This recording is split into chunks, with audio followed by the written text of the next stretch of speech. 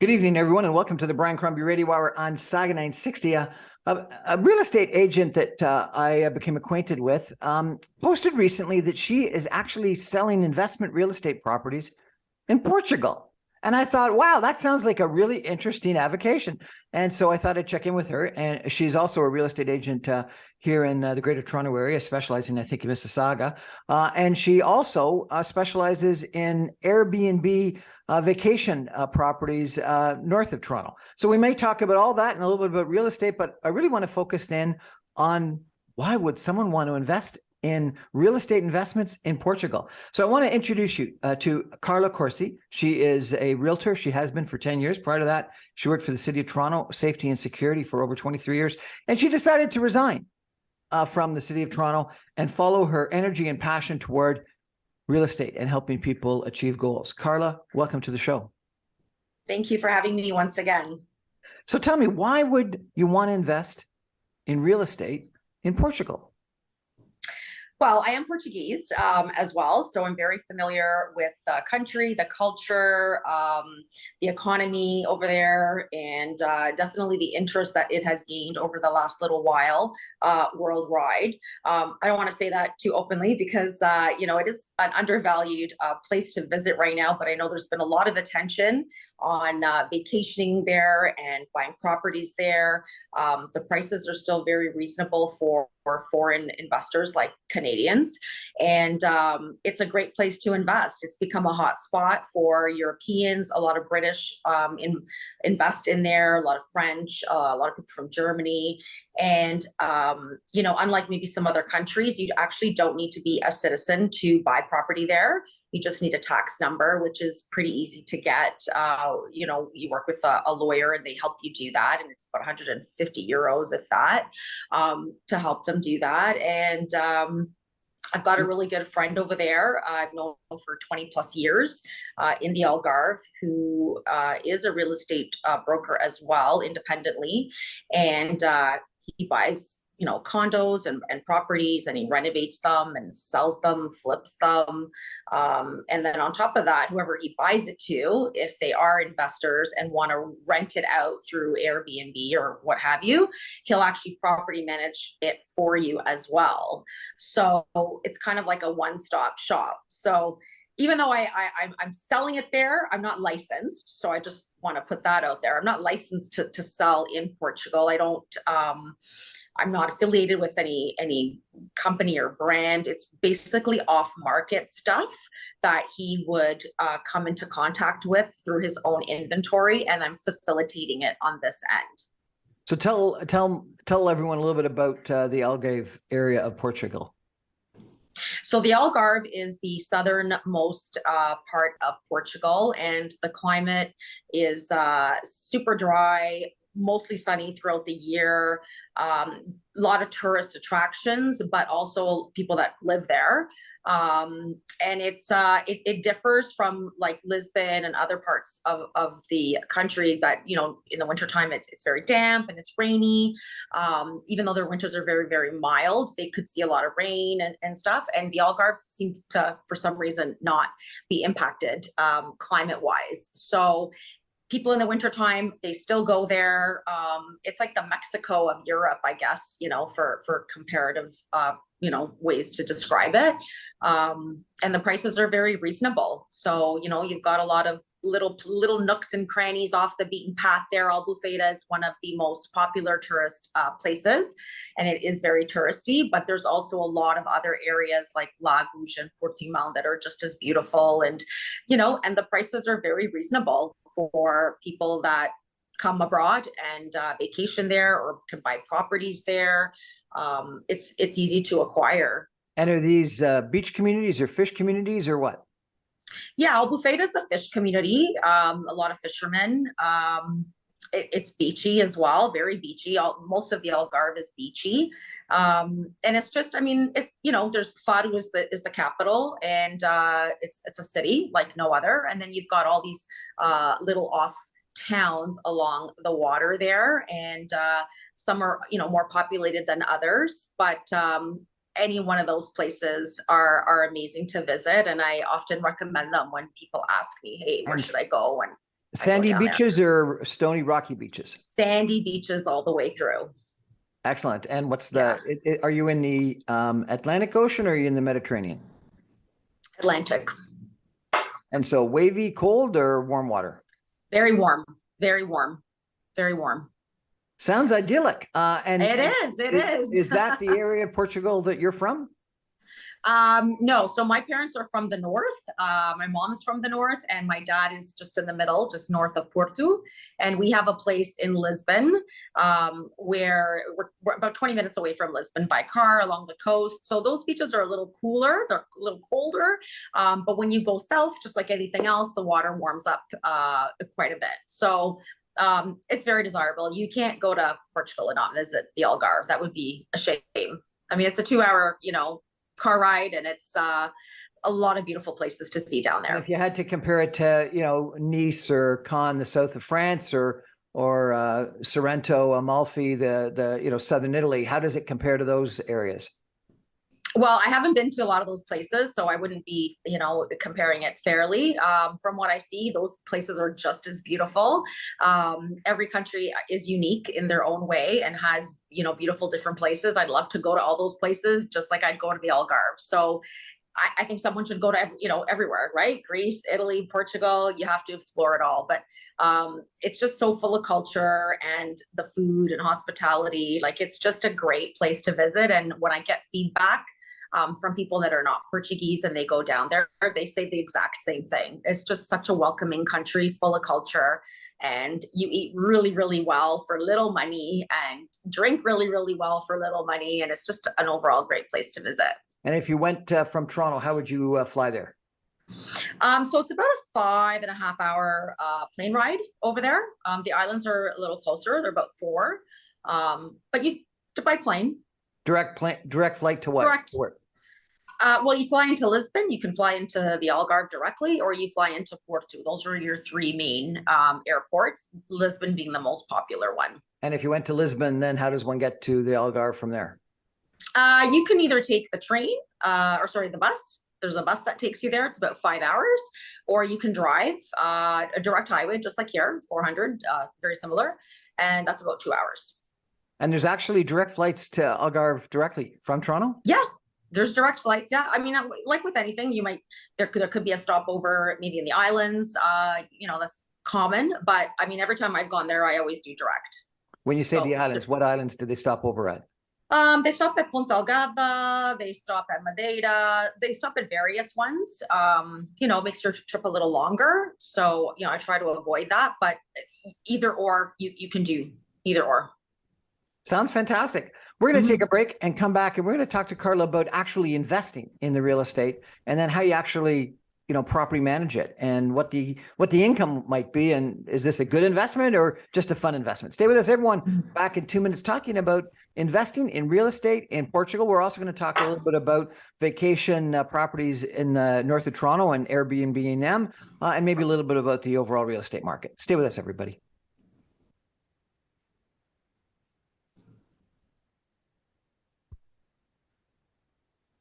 Welcome back, everyone, to the Brian Crombie Radio Hour on Saga 960. I'm chatting tonight with a realtor in Mississauga. Carla Corsi is her name, but she's been describing the opportunity to invest in Portugal, in the Algarve, and that she thinks this might make a lot of sense for us.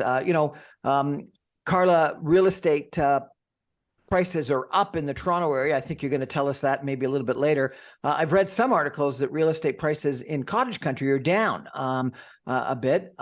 So is investing in Portugal a good investment, a risky investment, thing you do just for the fun because you get to go over and visit there? Or is this actually a money-making opportunity? Well, like investing anywhere, there's always some sort of risk associated with it. It all depends on your risk tolerance. I've had clients that I've sent down to Portugal and they've met up with my contact there, and they spend a little bit of time with him. He takes them around. He goes through the numbers with them, what it would cost to manage, how much it would cost the construction, and what the potential of income you can earn, which of course, like anywhere, July and August are your hottest months. So the most that you can earn would be, of course, during that period. But it does get rented out in the other months as well, because again, it is a very mild climate, and Europeans tend to, I mean, it's so close for anybody to travel, country to country. And so it does get visited and populated even in the wintertime. So, I mean, in terms of, the risk tolerance for here, it's always a little easier when you actually live in the country or in the city or a place that you are putting your money into, so that you can visit it often. Right. So you really have to trust that person in place that's going to be property managing to, do a good job, right? And he advertises it on Airbnb. So it's something that can be easily monitored as well. There's hosts and then there's co-hosts. So if I were to buy a property there, he would be, the host, I'd be the co-host, and I can still see what's happening. And in terms of the split of, his fee and what gets dropped into your own bank account, that's all stuff that is programmed into Airbnb, so that when you do get a booking, 30% goes to him or whatever it is, and then the rest goes to you. So you are engaged and you are seeing what's happening. So it's not like it's a closed door thing. You see him communicating with people. Your engagement level is how little or as much as you want it to be, really. Some people just trust him and park it and that's that. They just want to see the money going into their account. So it all depends on how engaged you want to be. Okay, so let's talk price. What would a nice condominium, 2-bedroom condominium close to the beach cost you? Any idea? Yeah, right now prices are up. They used to be a lot cheaper before COVID, but of course now they're higher. So you're looking at a 1-bedroom, maybe close to the water, over 200. You can probably get a studio for like 170, 180 euros. At 2 bedrooms are, going to be a little bit more. If you're just a little bit away from the water, then it's a little more reasonable. But I mean, when you're doing, 200 euros and you convert it to Canadian dollars, I mean, it's still really good, right? So you can't go wrong. And our dollar, of course, stretches down there as well. So if you were looking for a vacation property in Collingwood or Wasaga or something like that, any idea what a comparable property would go for? Well, I bought my recent one for like high sixes, like mid to high sixes. I don't remember right now. And, we did the renos and put a lot of work into it, furnished it, and I could probably list it right now for maybe high eights. And that was just a year ago. So there's a lot of properties out there. Like you had mentioned, they are sitting a little bit longer. People are just trying to kind of scrape by to pay for their primary residence, especially with the interest rate increases. So the first thing that people will start unloading if they are tight on monthly costs is going to be their recreation property. Yeah. So it's a good opportunity. So if you were going to buy something for $500,000 Canadian right now, maybe 600,000, would you be looking in areas north of Toronto, or would you be looking to Portugal?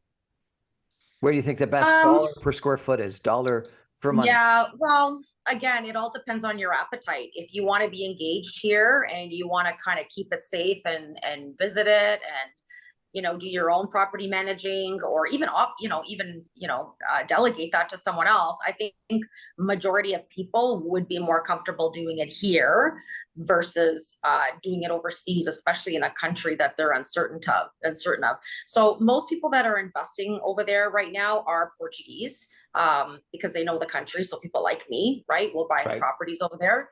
I don't think a regular person would just jump at that opportunity, even though it sounds enticing, because again, you're not there, right? You don't know the economy. Like there'd be a lot of research involved and visiting to make sure that was a good investment property for them.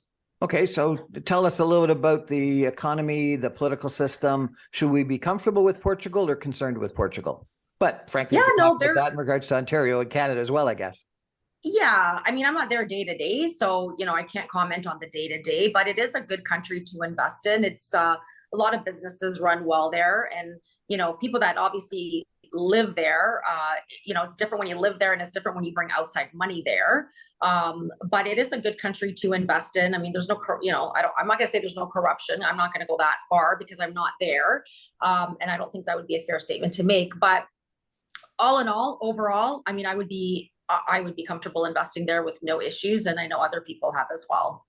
And you're saying you don't need to actually be a resident to own property, which is a requirement in some European countries. So how does one get this tax ID status that you mentioned? Yeah, so there's a lot of information about that even online.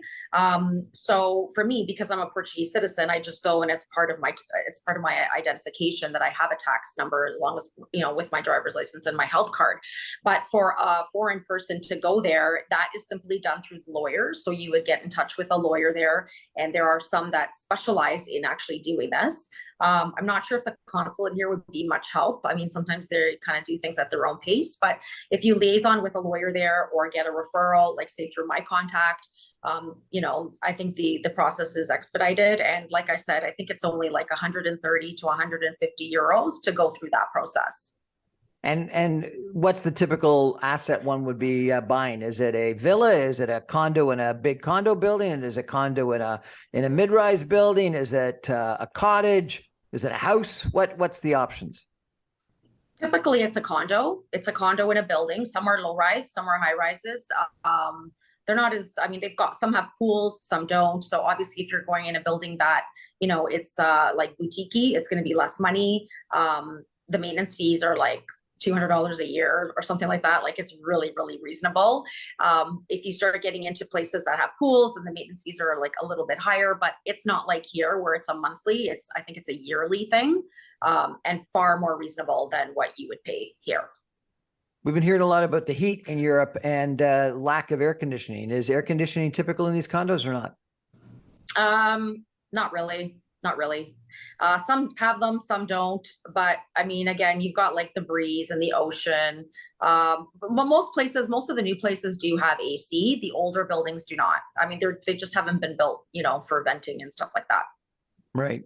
Okay. And does one use an international driver's license, Ontario driver's license, or do you have to get a Portuguese driver's license?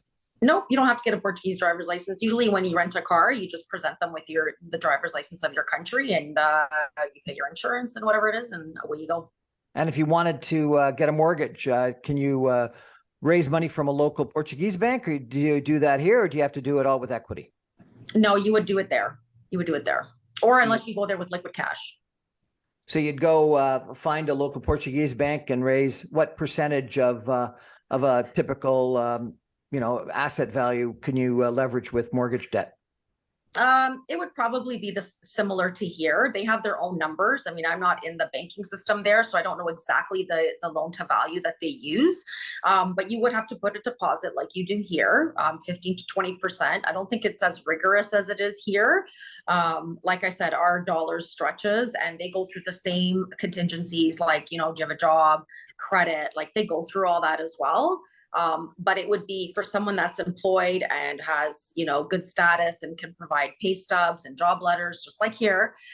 There is a good opportunity that you'll be given, you'll get your mortgage. I mean, our dollar stretches quite a bit over there. And so if we did this, what would you do? You'd say go over yourself for a week or a month and then rent it out through Airbnb the rest of the time? Yeah, so you can do either way. I mean, most people would want to visit the country that they're investing in and maybe stay at an Airbnb themselves just to kind of get a feel. And, at that point, they'd probably visit a bank down there. My contact would definitely facilitate a lot of those meetings and kind of go through everything with them. And you can block it off when you're going to go with your family or rent it out yourself. And when you're here, I mean, he does all that for you. So you wouldn't really have to worry about that. He does the key passing, arranges cleaning staff. If there's, something that needs to be looked at, he'll take care of that. So it's no different than property managing here. It's the same thing. Sounds fantastic. What's the best way to contact you and or your associate to look into the opportunity? Just get a hold of me, and we'll take it from there. We can do Zoom meetings with him, like a 3-way Zoom meeting. I've arranged that in the past, and we've kind of started off that way. And then if they want to proceed further, then I can definitely facilitate that. Do you have a website that people should go to? Yeah, carlacorsi.com. The best way to get a hold of me is Instagram, Facebook. I'm pretty much anywhere. So you just have to Google me and get in touch with me, the most comfortable way. Give me a call, text, whatever. Sounds fantastic. We're going to take a break for some messages and come back in just 2 minutes. Stay with us, everybody.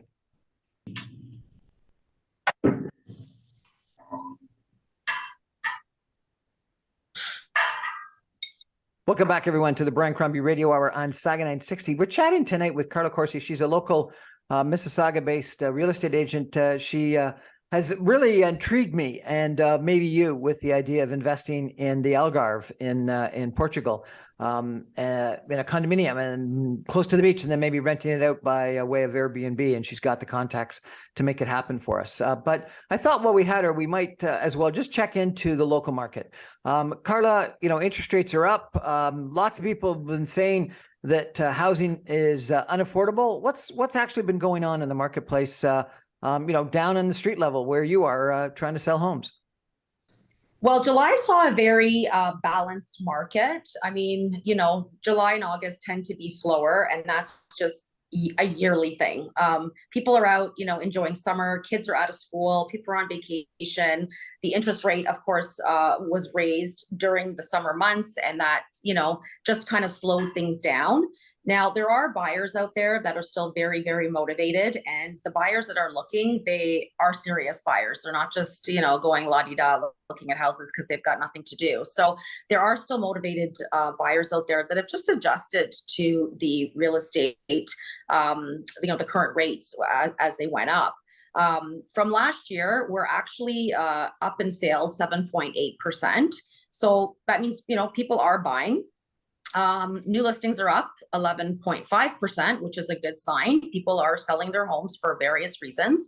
And even though the listings are up, there's still not enough inventory out there for the amount of buyers that are looking. So, with that being said, and with that continuing, that's just going to continue to increase in prices. Now, in terms of average selling price, we're also up from last year, 4.2%. So that's very positive. Month over month, we are down, but then that is also because of the seasons. So people are just not thinking about buying, they're not thinking about selling, and that's what slowed things down, which is typical each and every year. And then right. September just ramps back up again.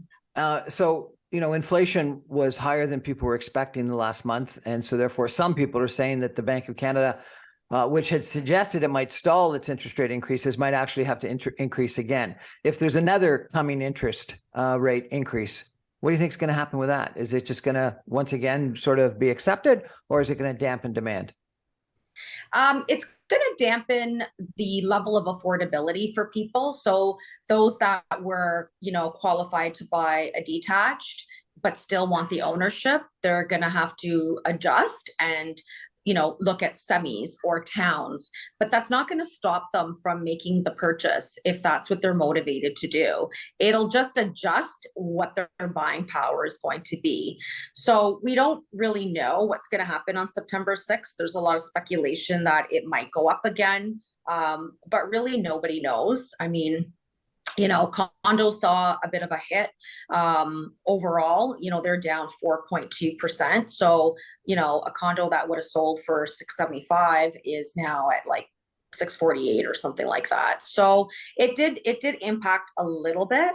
But we're still seeing a lot of, 98%, list to sale prices, which is very, very positive. I just sold a condo 2 days ago, and, we were listed at 839 and I got them 837. So, we didn't take too much of a hit in a relatively short period of time. So it's balanced, it's balanced. I see a lot of emails from some of your peers about assignment sales. Tell me, what are assignment sales, and why is it usual to see so many of those, or is this unusual because of the market? It is unusual to see so many of them. And what basically happened was a lot of these sellers bought like 3, 4, 5, even 6 years ago, when our interest rate, of course, was completely different. And now they're completed and they need to close on them relatively soon. And of course, the interest rate is different than what they had possibly qualified for, back 5 years ago, or what they're comfortable paying right now. And so when a seller or a purchaser assigns their condo, they're basically selling it before the building is registered. So that allows the opportunity for buyers to get a really good off price that is below market, because all they really want to do is just unload it. So they'll try and make a few bucks, but at the end of the day, those purchasers really just want their deposits back. Any fees that they had to pay, to list it on assignment, and just kind of get out. Family situations change. So assignments were always kind of a thing, but we are seeing them more and more because people just can't close. It's just the mortgage rates are just too, unattainable, especially if they've got other properties. So they need to unload them. So great opportunity to get a brand new condo below market value and cheaper than what a pre-con would actually go right now for the same, square footage or area. So some of these pre-construction condominiums that are being built, and we've got a whole bunch coming into Saga. How do you think about that market versus a assignment opportunity versus a resale opportunity? If one was in the condo market, where should you look at all three, or what should you do? Well, yeah, of course, always look at all three and, look at the different options. But the benefit of an assignment is you're getting a brand new condo that has not been built. In most instances, it's right now during occupancy, and you can lease during occupancy. So for somebody that has, the funds available, they would still need to qualify for a mortgage, of course. But in some instances, the buildings are not going to be registered for another year. So they would be leasing during occupancy. And if they can get that cash flow, and the numbers make sense for them, they really don't need a mortgage until maybe the building is completed, which could be, February, March, or April. So it all depends on people's financial capabilities. And there's a lot of opportunities right now to get into a brand new building for less or at par with what you get with a resale, which of course, some resale buildings have tapped out on the appreciation, where a brand new condo, there's still years of appreciation to be had. So you just have to assess the different options and really financially what makes sense. Now, when you're doing an assignment sale, are you buying equal to the deposits that the vendor has put in place? Are you paying a premium? Are you getting them at a discount? What's the typical situation there? So typically it is full disclosure. So the new buyer would know exactly what the person paid. So if they paid $390 at the time, the purchaser is now maybe wanting to unload it for $450, let's just say. So they bought it for $390, they put their 15% down. So that would be about $66,000. So they want to recover their $66,000. They want to try and make some money, right? And then at closing, you would still owe the builder the 5%, because typically it's 20 and you do 15 over the period of time. And then your 5% is usually at closing. So that new buyer would be giving back the deposits and whatever other stuff they paid, to cover their costs. And then that would take care of the original purchaser. And then at the end, when the building closes, they would deal with the builder directly for that additional 5%. So I have so just to put it in perspective, that is an assignment that I currently have, where the purchaser bought it for $390. They put their 15% down, and they're willing to unload it at $450. And it's a 1-bedroom. It's over 600 square feet in the Islington and Queensway area.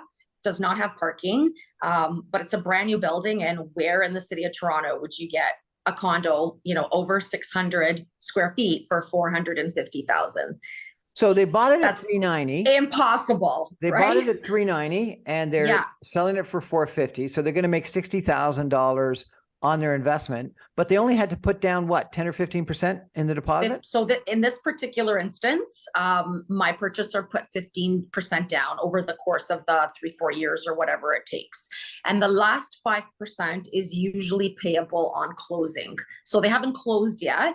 The building is in the occupancy stage. So whoever buys it can either move in or they can lease it, because there's a right to lease.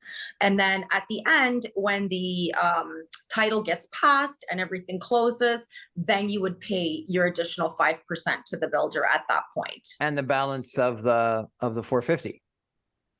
On a mortgage. Yes, correct. You mortgage the difference. But, you know, this person put down what, $45,000. 66,000. They put their 15%, because remember, they don't have a mortgage yet. So Okay, they'd be 66. mortgaging the difference. Yeah. Right. Okay, 66. They put down 66,000, and they're Yeah, getting that's that back 15%. plus a 60%, $60,000 profit. So they're getting 100% return on their money in 2 years. That's pretty good. Yeah. I mean, you know, this particular purchaser would have liked to, you know, sell it for 505, but I did find a potential buyer. They're still kind of thinking about it. But he's willing to let it go for 450. So if there's anybody out there listening, I have this available if you want to get a hold of me. But when did they put down their 15% deposit? So I don't know how long ago. It's a boutique building, so probably about 3-4 years ago. It wouldn't have taken that long. Okay, but still 3 or 4 years ago, they invested 66,000. And today they're getting their 66,000 back, plus a $60,000 profit. Yeah, not they're bad. Getting almost 100% in 3 or 4 years. Pre-con's a great opportunity. It's a great, especially these days when, you know, people can't come up with 20%. You know, your deposit is your 20% is stretched out over 3, 4, 5 years, however long it's going to take for the building to be ready. And it's doable, right? Like 5%, 5%, 5%. And you're kind of parking it, you know, imagine putting it in a crock pot and you just let it cook and simmer. And by the time it's done in 4 years, you know, you've already got that increase. And, you know, and pre-con right now has suffered just like everybody else. And builders have crazy incentives to move their product. But everyone's just scared. But there's so much opportunity right now. What are the crazy incentives? Oh, some of them are giving like, you know, $10,000 rebates, parking, you know, is slashed, you know, you're saving money on parking, like 15,000, 20,000 off. They're giving you like decor bucks. So you can put that towards maybe some upgrades. There's just a wide variety, and your deposit is stretched out. Some of them are only doing like 10%, and then, you know, the other 10 is deferred for quite some time. So it just varies, but there's a lot of incentives out there that different builders are offering just to push their product out. So what do you think is going to happen in the market? You've got interest rates that have increased dramatically over the course of the last 2 years. You've got a affordability crisis in housing generally in the Greater Toronto area. You got a provincial government that is seemingly trying to do a whole bunch of different things to increase in supply, but not to much advantage right now, mainly because of you know, higher construction costs and higher interest rates. Some people are saying that you know, housing is way overvalued. You know, 2 times the level of personal disposable income it was, you know, a generation ago, where it used to be 3 times personal disposable income, and today it's 6 or 7 or 8 or 9 times disposable income. What do you think is going to happen to the real estate market in the next year? Well, if only everyone knew, right? I mean, no one really knows, but what we do know and what we've seen historically is real estate goes up. You know, it has lulls, right? You know, the market has lulls and it goes up and down. But when you look at things historically, they always go up. Like we didn't during COVID, we saw ridiculous amounts, you know, 30% increases, 40% increases, which was, you know, unreasonable. And now we're back to seeing those 7%, 8%, which is normal. That's normal growth for the year. And that's what makes us balanced, right? That's where we get that from. Yeah. And that's only going to continue. So anything between 5 and 8% a year, that's healthy. And that's where you should be. So when people say, oh, we're down from last month, that's very short-sighted.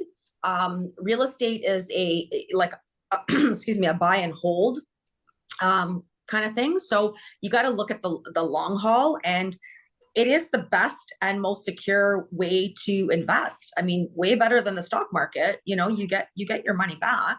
Interest rates are gonna, who knows if they're gonna go up. Eventually, what goes up has to come down. Once they determine the right time to do that. In the meantime, I think people are just really being careful not to over leverage. It's difficult now to do flips, right? Because the numbers don't make sense. And people are just being really, really conservative, and so are banks. When you put an offer on a property and there's a financing clause, there's a good chance it's going to get delayed because banks want to dot their I's and cross their T's and make sure that people can afford it. Do those appraisals and do those credit assessments. Let's touch quickly on another topic that you expressed interest in. You said it makes a lot of sense to buy resort properties and Airbnb those. Tell me about that market opportunity. Yeah, that's a great marketing opportunity. I mean, I've done it for many, many years. You do have to make sure that you're investing in the right areas, of course, where the demand is, anything near the lakes up north, Muskoka. Wasaga is a popular one, but not everyone likes Wasaga. And, Tiny Beaches is another one a lot of people like. And you have to really familiarize yourself with the area and also the bylaws, because a lot of these places have now introduced bylaws where they don't allow Airbnb. So you have to be in a commercial zone and you have to get a business license, which isn't the end of the world. It's, you can get that pretty quickly. But the last thing you'd want is to start running Airbnbs in areas where you're not supposed to. And then you've got neighbors complaining and you've gone through all that work and now you've got to sell it because you can't rent it out. So it's important to do the research and to work with a realtor that kind of can navigate you through that. But the returns can be super lucrative. I found personally on my property this year, I mean, I was really busy for a little bit, but I wasn't as busy as I was previous years. And I think that's because a lot of people are now traveling.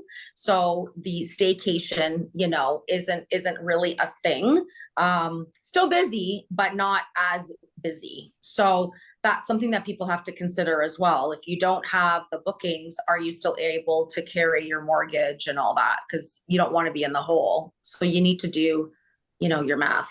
Now you're a real estate broker. And so, you sort of know the whole property management business, real estate business, et cetera. What about just for a regular person? Does it make any sense to buy a house, buy a cottage and go through the whole process of Airbnb in it? Or is that reasonably easy?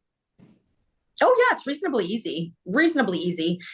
You put an Airbnb site together, you put pictures, you put a description, and you put it out there in the Airbnb market. And there's always people looking for places to stay and experiences. And you really have to be a good host and make sure you get a good cleaner and make sure everything looks presentable and comfortable and welcoming.